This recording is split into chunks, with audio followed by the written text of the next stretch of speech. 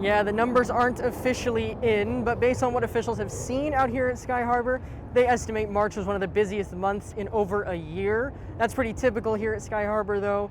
Everything from spring break to spring training to just the all-around warm weather makes March pretty busy. This year, more than most, though, the increase in passengers was a welcome sight. Here at Phoenix Sky Harbor Airport, please practice physical distancing. You can't go very long without being reminded of the pandemic. Facial covering over the nose and mouth are required at all times. But even amidst the announcements and the signs, the floor markings and the hand sanitizer, there are travelers.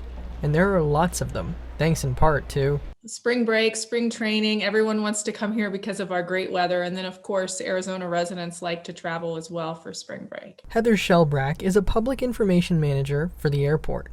She says those events drove what's anticipated to be a 50% increase in passengers for the month of March.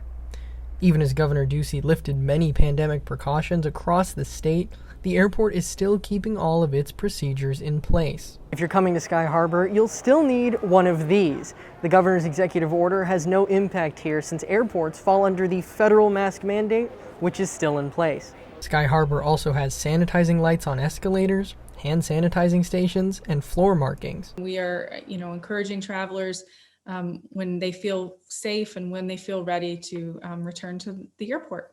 That's the thing, though.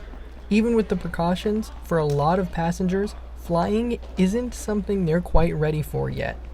Take the case of Maddie Ford. I was visiting my brother for Easter. For her, flying wasn't an easy decision. I wore a double mask just because I was really nervous about it. And what she saw from other passengers, trying to not wear the mask as much as possible, certainly didn't ease her nerves. Ford says that other passengers' behavior, coupled with the fact that most major airlines are once again booking full flights, will likely make it hard for her to feel comfortable flying for a bit longer. Definitely when more people are getting the vaccine and more of the country's opening up. Looking ahead, the airport says it doesn't anticipate being back at pre-COVID numbers until 2022, maybe even 2023. At Phoenix Sky Harbor, Andrew Onadera, JMC 330.